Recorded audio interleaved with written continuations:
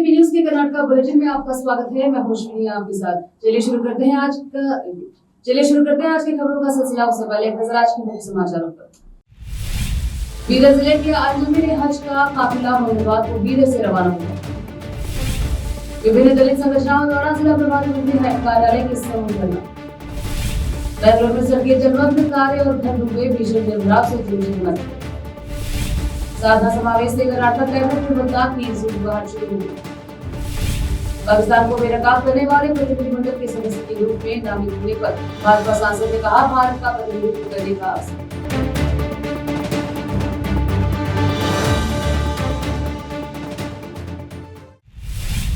समाचारों का सिलसिला शुरू करते हुए देखते हैं समाचार विस्तार से।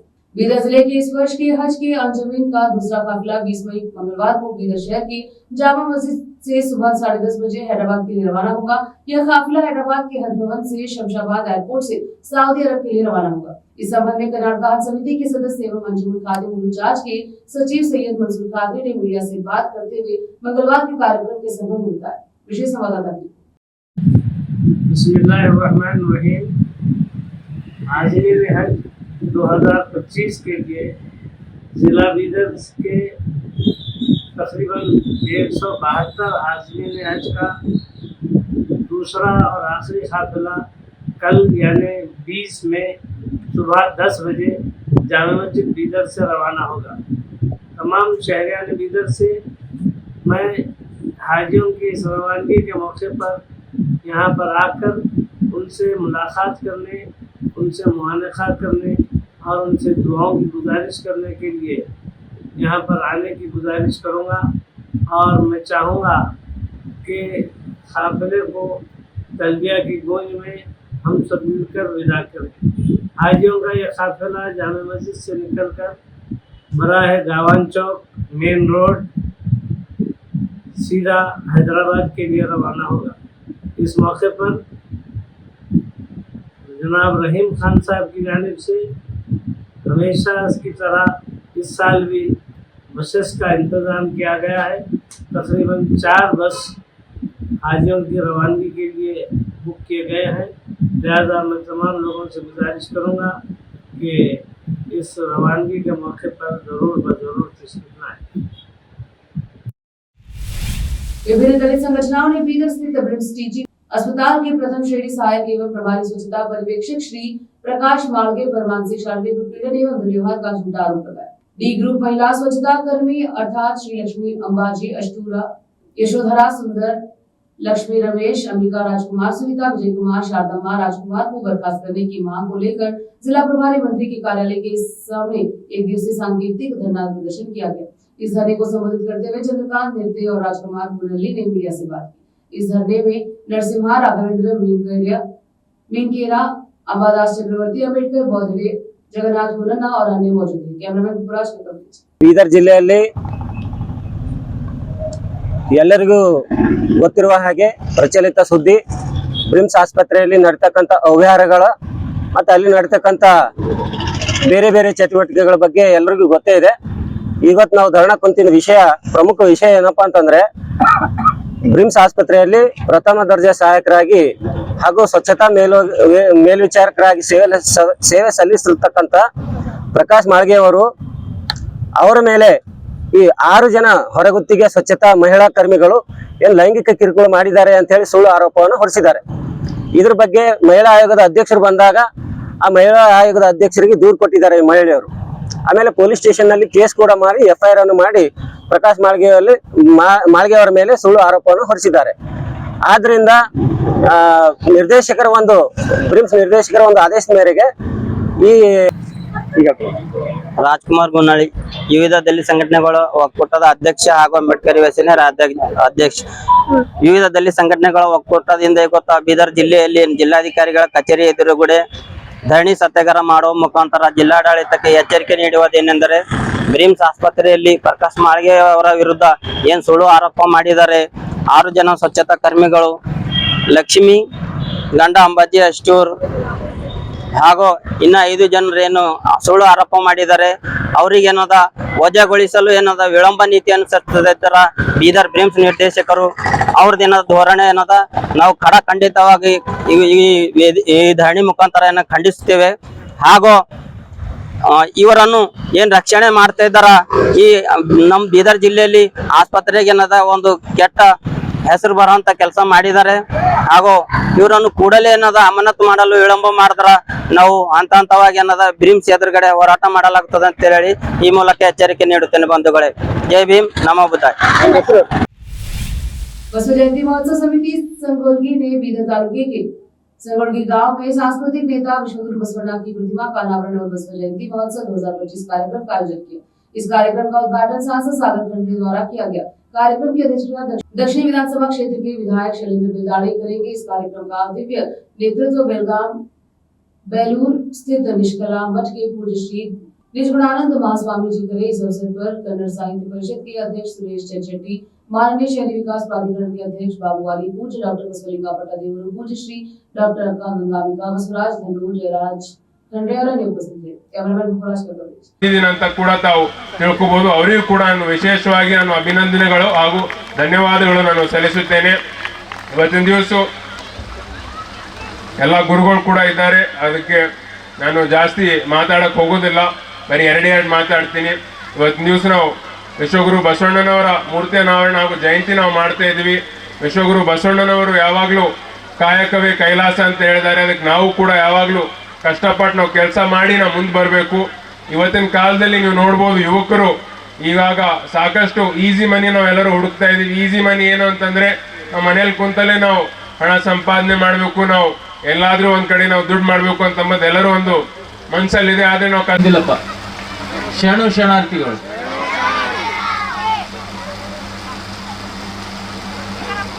ಈಗ ಸಮಯ ಸಾಕಷ್ಟಾಗಿದೆ. ಸಾಕಷ್ಟು ಪೂಜ್ಯರು ತಮ್ಮೆಲ್ಲರೂ ಉದ್ದೇಶಿಸಿ ಮಾತಾಡೋರಿದ್ದಾರೆ, ಪ್ರವಚನ ಕೂಡ ಹೇಳಿದ್ರು. ಅವ್ರ ಮಾತನ್ನು ತಾವೆಲ್ಲ ದಯವಿಟ್ಟು ಕೇಳಬೇಕಂತ ನಾನು ಸವಿಯ ಪ್ರಾರ್ಥನೆ ಮಾಡ್ತೀನಿ. ಯಾಕಂದರೆ ವಿಶ್ವಗುರು ಬಸವಣ್ಣವರ ಭಾಳ ದಿನದ ಕನಸಿತ್ತಂತ ನಮ್ಮ ಸುರೇಶ್ ಚಂದ್ರಶೆಟ್ಟಿ ಅವ್ರು ಹೇಳ್ತಾ ಇದ್ರು. ಭಾಳ ದಿನದ ಕನಸಿತ್ತು, ಈ ಗ್ರಾಮದಲ್ಲಿ ಒಂದು ಬಸವ ಮಂಟಪ ಆಗಬೇಕು, ಬಸವ ಮೂರ್ತಿ ಅನಾವರಣ ಆಗ್ಬೇಕಂತ. ಆ ಭಗವಂತನ ಬಸವಣ್ಣವರ ಇಚ್ಛೆ ಇತ್ತೇನೋ, ನೀವೆಲ್ಲರೂ ನನ್ನ ಶಾಸಕ ಮಾಡಿದ್ಮೇಲೆ ಇವತ್ತಿನ ಉದ್ಘಾಟನಾ ಅವರ ಮೂರ್ತಿ.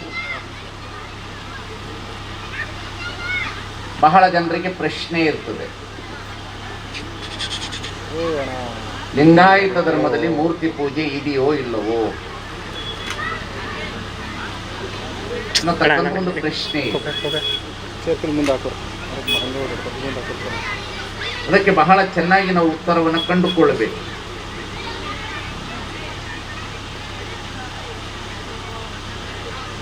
ಒಂದು ದೇಶದ ನಾಗರಿಕತೆಯನ್ನು ನಾವು ಹುಡುಕೋದಾದರೆ, ದೇಶದ ನಾಗರಿಕತೆಯಲ್ಲಿ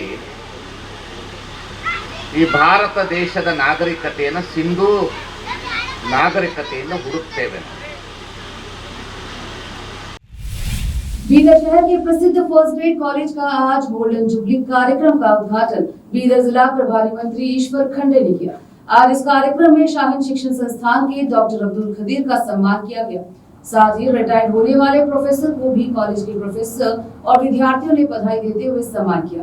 इस मौके पर नगर सभा प्रशासन एवं हज मंत्री रहीम खान, विधान परिषद सदस्य सुशील नामोशी, बीदर विश्वविद्यालय के वीसी, नगर सभा अध्यक्ष मोहम्मद गौस, बूढ़ा अध्यक्ष बसवराज जामशेट्टी सहित अन्य उपस्थित थे। कैमरामैन महेश का कवरेज। लोकल समाचारों का सिलसिला लेते हैं छोटा सा ब्रेक।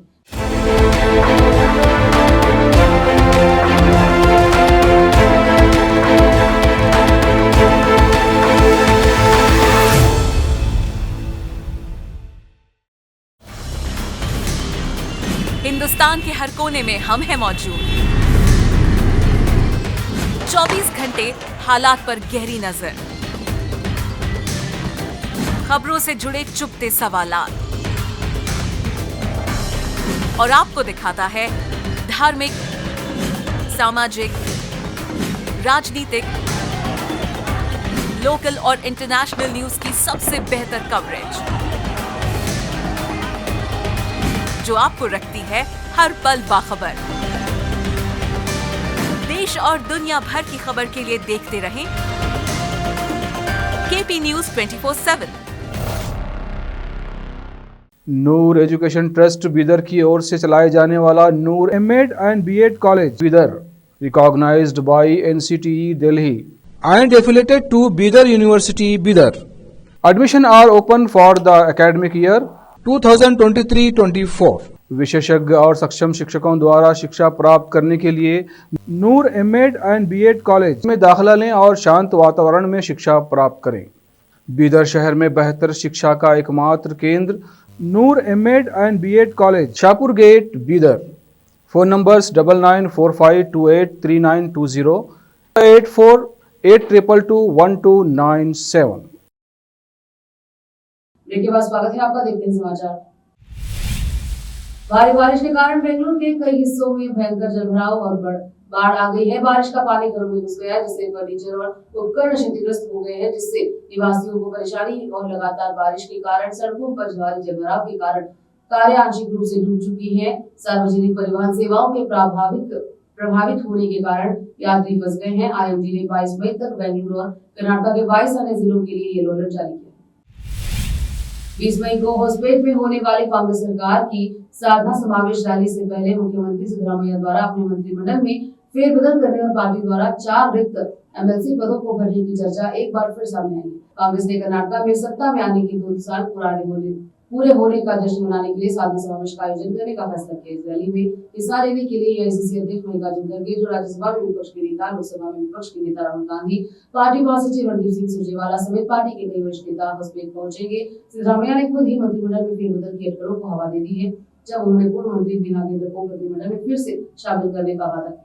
नागेंद्र ने करोड़ों रुपए के एसटी विकास निगम घोटाले में कथित संलिप्तता के कारण युवा सेवा, खेल और एसटी कल्याण मंत्री के पद से इस्तीफा दिया। आतंकवाद पर भारत के रुख को समझाने के लिए कई देशों का दौरा करने वाले 7 प्रतिनिधिमंडलों पर भाजपा सांसद कप्तान ब्रजेश चौटा ने कहा, हमारे प्रतिनिधिमंडल का नेतृत्व डीएमके सांसद कनिमोझी करुणानिधि कर रहे हैं। हमने स्पेन, ग्रीस, स्लोवेनिया, लातविया और रूस का दौरा करेंगे। विदेश सचिव और विदेश मंत्री द्वारा आवश्यक जानकारी दी जाएगी। इसके बाद हम प्रधानमंत्री मोदी का संदेश दुनिया भर में ले जाएंगे। विश्व मंच पर भारत का प्रतिनिधित्व करने का ये मेरा पहला अवसर है और मुझे यह अवसर पाकर बेहद खुशी, सम्मान और सौभाग्य महसूस हो रहा है। लोकप्रिय समाचारों का सिलसिला लेते हैं छोटा सा ब्रेक। हिंदुस्तान के हर कोने में हम हैं मौजूद। 24 घंटे हालात पर गहरी नजर, खबरों से जुड़े चुपते सवालात और आपको दिखाता है धार्मिक, सामाजिक, राजनीतिक, लोकल और इंटरनेशनल न्यूज की सबसे बेहतर कवरेज, जो आपको रखती है हर पल बाखबर। देश और दुनिया भर की खबर के लिए देखते रहें केपी न्यूज 24/7। ब्रेक के बाद स्वागत है आपका, देखते हैं समाचार।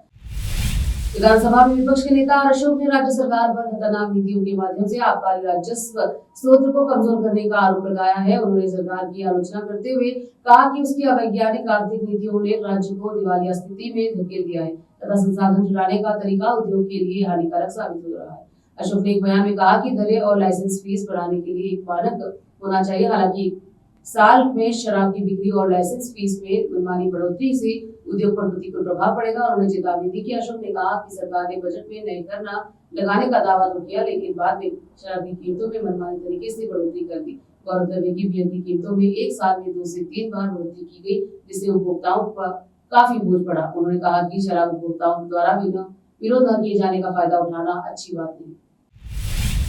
वन जीव एवं पर्यावरण मंत्री ईश्वर बी खंडे ने कहा कि कुंकी हाथियों को 21 मई को पड़ोसी राज्य आंध्र प्रदेश को सौंप दिया जाएगा, जिससे पड़ोसी राज्य के साथ मैत्रीपूर्ण संबंध बढ़ेंगे और कर्नाटक सीमा पर तथा कांग्रेस प्रदेश में हाथी मानव संघर्ष का समाधान निकलेगा। एक बयान में कहा गया कि मुख्यमंत्री सिद्धरामैया और मुख्यमंत्री डीके शिवकुमार विधानसभा के सामने आयोजित एक समारोह में इन पालतू हाथियों को आंध्र प्रदेश के मुख्यमंत्री वन मंत्री पवन कल्याण को सौंपेंगे। खंडे ने यह भी कहा इन हाथियों को पिछले अगस्त में बेंगलुरु में आयोजित मानव हाथी संघर्ष पर अंतर्राष्ट्रीय सम्मेलन के दौरान कर्नाटक, आंध्र प्रदेश, तेलंगाना और केरल के बीच हस्ताक्षरित सर्वोत्तम प्रथाओं के आधार प्रधान समझौते के हिस्से के रूप में आंध्र प्रदेश को सौंप रहा।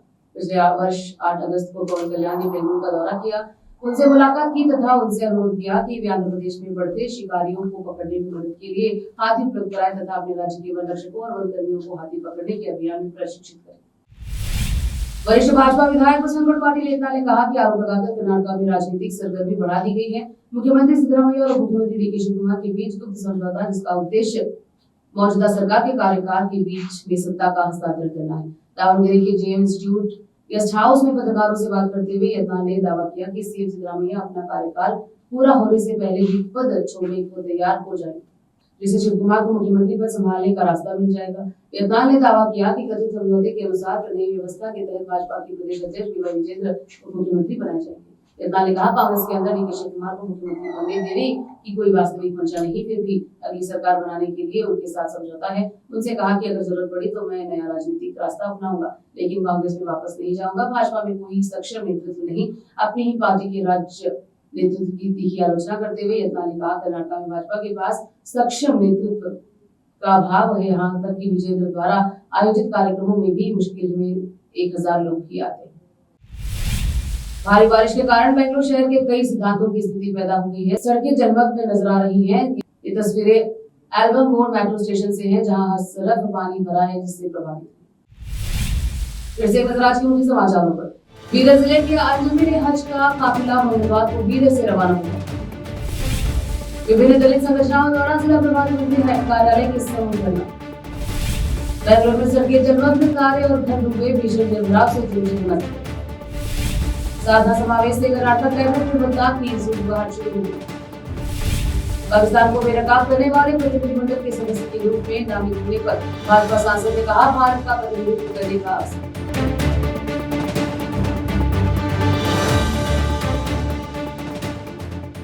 केपी न्यूज से कर्नाटक बुलेटिन में अब तक इतना ही। देखते रहिए केपी न्यूज 24/7। अधिक जानकारी के लिए केपी न्यूज 24/7 को लाइक और सब्सक्राइब जरूर करें। धन्यवाद।